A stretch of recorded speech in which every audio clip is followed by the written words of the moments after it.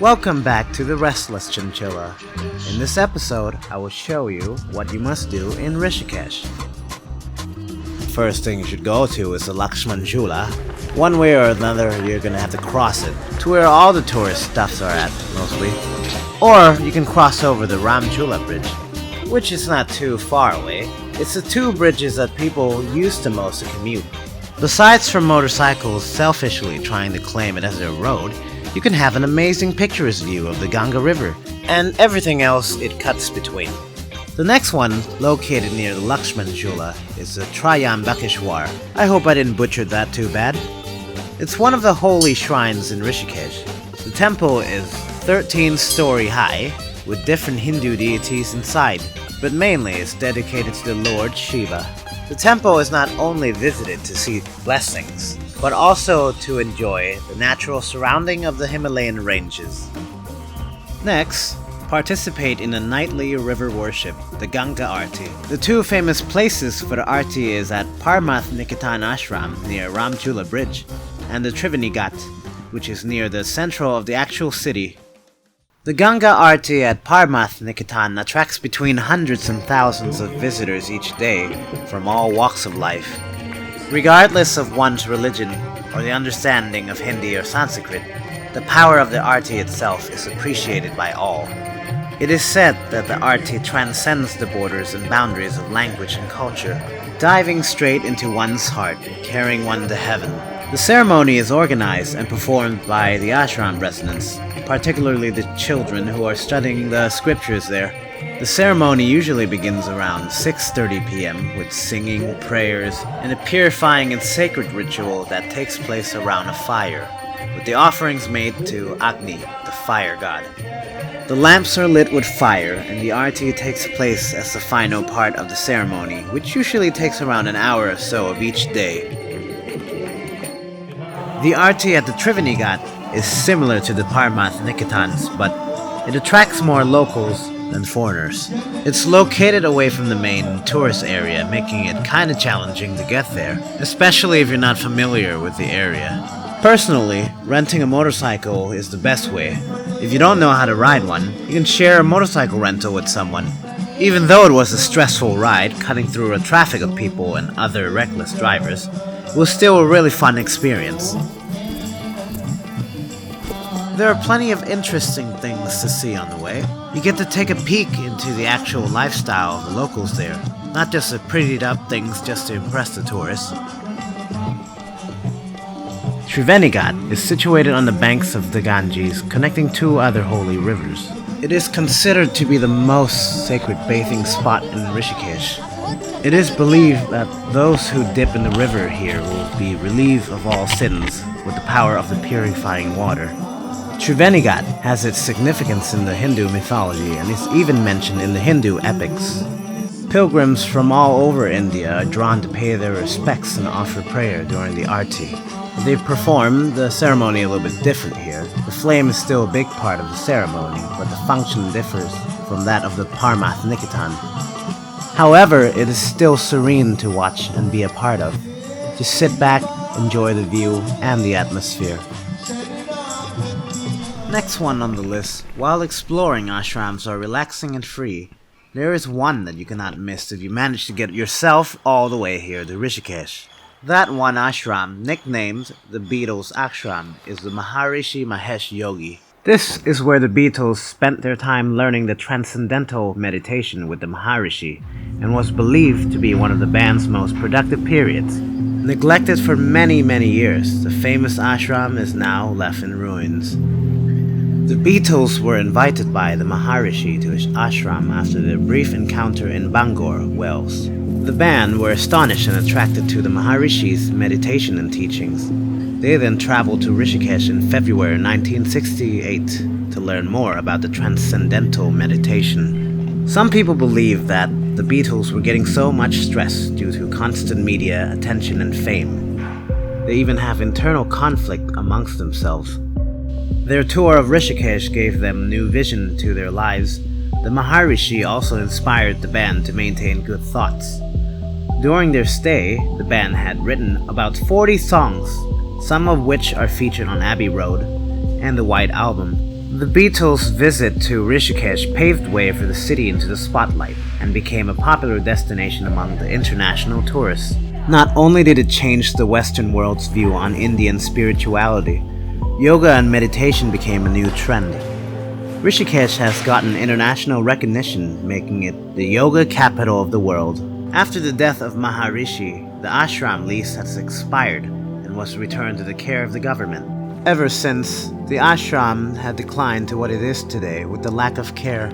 The site was officially closed until the Forest Department has decided to reclaim it from the jungle growth that has nearly consumed it, turning it into a pilgrimage site for the Beatles fans, as well as an evolving graffiti art museum.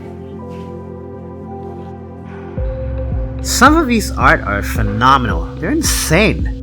There are endless amount of beautiful works here that there's no way you can see it all in one day. That's just to give you an idea of how many there are.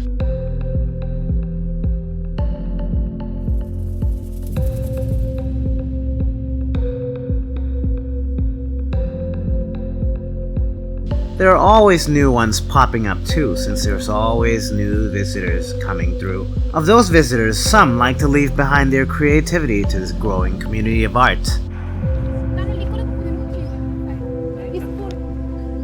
Certain parts of my exploration are downright creepy, by the way, especially when I'm doing it all alone. I, for one, wouldn't want to spend time here alone at night, but it would be interesting in a group of people. Overall, looking around this deteriorated ashram has given me a lot of peace and tranquility, and lots of fun as well.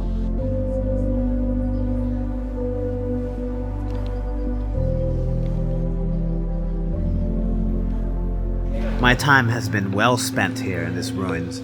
And speaking of time, it seems to be on pause here, where nature does what it does best, living on without people.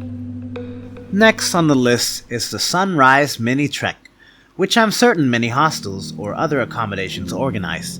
The tour departs around 4 AM in the morning on a car ride. Be sure to check how many people there are already on the tour. Around 6 to 7 is okay, but when it gets to 8 people, that's just too many. Why, you may ask? Well, from experience, you wouldn't want to be crushed in a tiny car with grown-ass people for about an hour, would ya?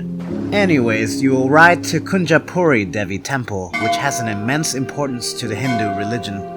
It sits atop a hill that offers a panoramic view of the snow-capped mountains and peaks. Here, you will see the sunrise that lights up the Himalayas with a beautiful glow.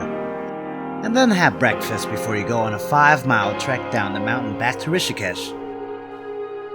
But for now, we'll go for breakfast. Before you can enjoy some grub, though, you gotta be alert. Otherwise, these motherfuckers will steal your food. Can't let us have some peace, can ya?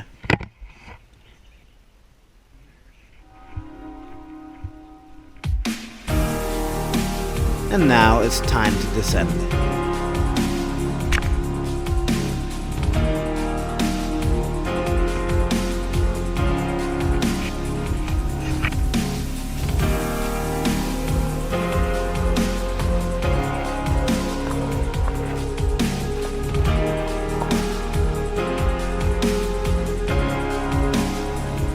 On the way down, you'll pass by a few villages. You can get a glimpse into what their lives are like, how remote it is that they live here.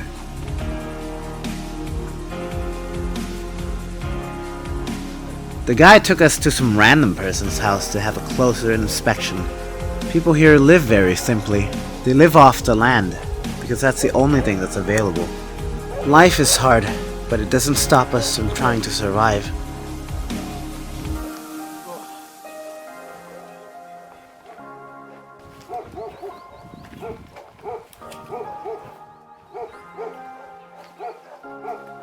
It's definitely a humbling experience for me, and a reminder to myself not to take things for granted.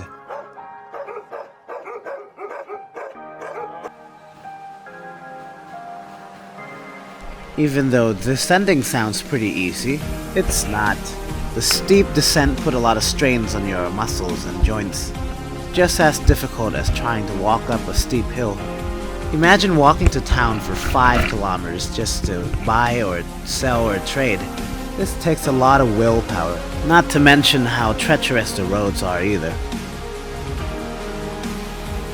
Near the end of the trek, you'll be rewarded with a waterfall. It's called the Mir Bagh Waterfall, and you can bathe in it. After a ball-sweating hike, jumping in the cool water sounds pretty refreshing. The water was ice cold, but it's worth it.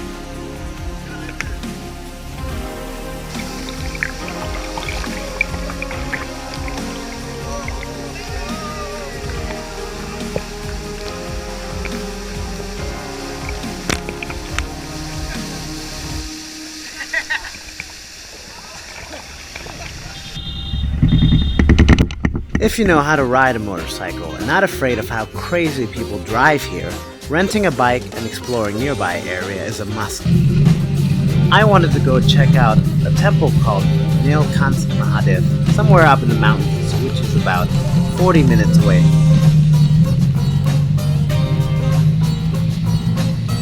The easiest way is to rent a bike, because it gives you the flexibility to do whatever you want and leave whenever you want. To get there, you must drive through plenty of curvy roads that cut through the wilderness. Roads here aren't well maintained and are very small. Exercise with caution while driving. Other people drive really fast and won't look out for you. Driving a shitty moped here is very challenging, but it's still very fun. It's very therapeutic to drive through these luscious roads. So here we are at Nilkanth. It's actually smaller than I expected it. It still looks really cool nonetheless. This temple is another one of the most holy shrines dedicated to Lord Shiva and a prominent Hindu pilgrimage site. Nearby the Nilkanth Temple, I noticed another temple hanging on the side of the hill and decided to check it out. Till this day, I still don't know what the temple is called, but I remember there was a lot of red flags placed around the temple. I don't think a lot of tourists knows about this place much either, so it was really nice that we stumbled upon it.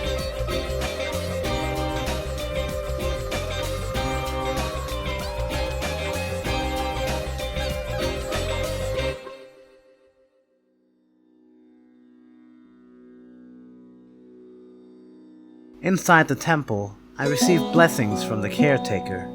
I don't understand any of what the guy says, but from many of the temple visits prior, the ceremony usually consisted of reciting of some scripture, marking of the third eye on the forehead, tying the bracelet, and the sugary candy that one must consume. I guess for me it's a way of paying respects to the temple, that they allowed me to come look around inside. It's a lovely place, and the view upstairs is breathtaking.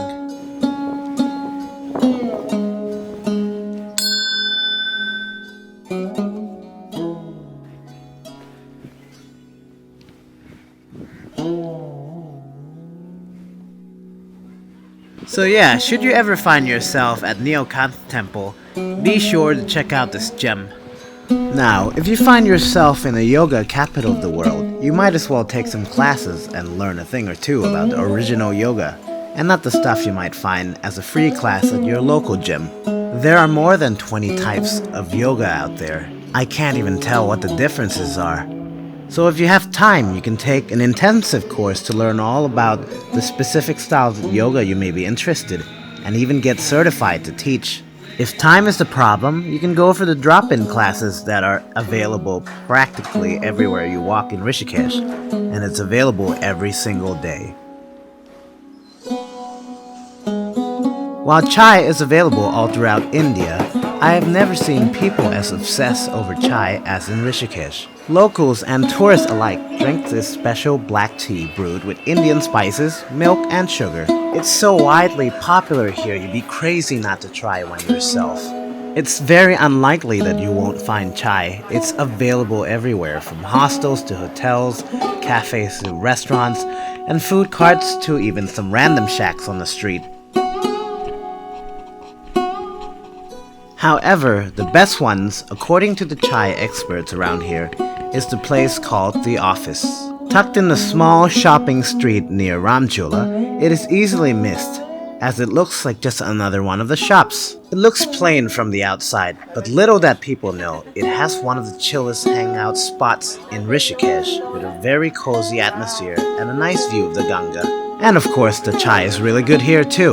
You can easily spend all your day here doing nothing except for drinking chai and just chill. And that's all, folks, for today. Thank you for watching, and if you haven't, please subscribe to stay tuned for more adventures from the Restless Chinchilla.